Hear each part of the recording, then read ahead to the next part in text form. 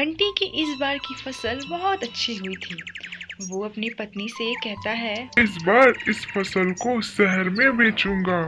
इससे हमारा बहुत फायदा होगा। पिछले बार जब हमने यहाँ के जमींदार को बेचा था तो उसने बहुत कम रकम दी थी। तभी वहाँ पर काला कल्लू आता है और इनकी बातें सुनने लगता है। वो मन में ही सोचता है, हाँ, इनकी बातें तो सेठ जी को बताना ही पड़ेगा। उसके बाद वो उनके घर जाने के लिए निकल पड़ता है।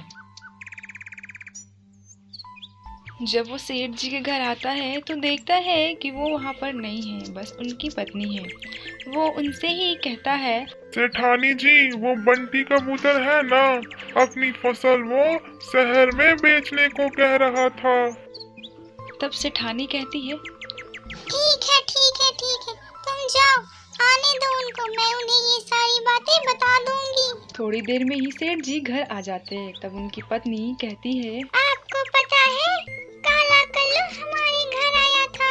वो कह रहा था कि बंटी अपनी फसल को इस बार शहर में बेचने वाला है। तब सेठ जी कहते हैं, जब तक इस गांव में मेरा राज है, कोई भी अपना फसल शहर में नहीं बेच पाएगा। सेठ जी सुबह सुबह ही बंटी को अपने बाग में बुला लेते हैं।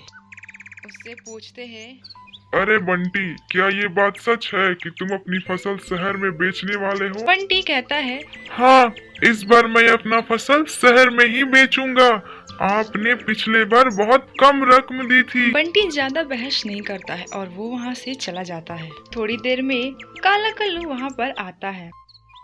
तब उससे सेठ जी कहते हैं, इस बंटी को तो सबक सिखाना ही पड़ेगा। एक काम करो, रात को जाना और इसकी फसल में आग लगा देना, और अगर कोई गड़बड़ हुआ तो सारी उम्र तुझे मेरी खेत में काम करना पड़ेगा, वो भी बिना पैसे के। काला कल्लू बिना सोचे समझे हाँ कर देता है। उसके बाद वो शाम होते ही मिट्टी का तेल और माचिस लेके निकल पड़ता है ताकि वो बंटी का खेत जला सके। लेकिन अंधेरा ज्यादा होने के कारण उसे पता ही नहीं चलता कि वो किसका खेत जला रहा है, और वो बंटी के खेत की जगह सेठ जी का ही खेत जला देता है। सुबह जब सेठ जी अपनी खेत की हालत देखते हैं तो वे कल्लू पे बहुत गुस्सा करते हैं। थोड़ी देर बाद वहाँ पर काला कल्लू भी आता है और कहता है, देखा सेठ जी, मैंने कितना अच्छा काम किया है। आपकी आज्ञा का बखूबी पालन किया, उस बंटी का खेत ही जला दिया। अरे मूर्खों के राजा, तूने उसका खेत नहीं हमारा ही खेत जला दिया।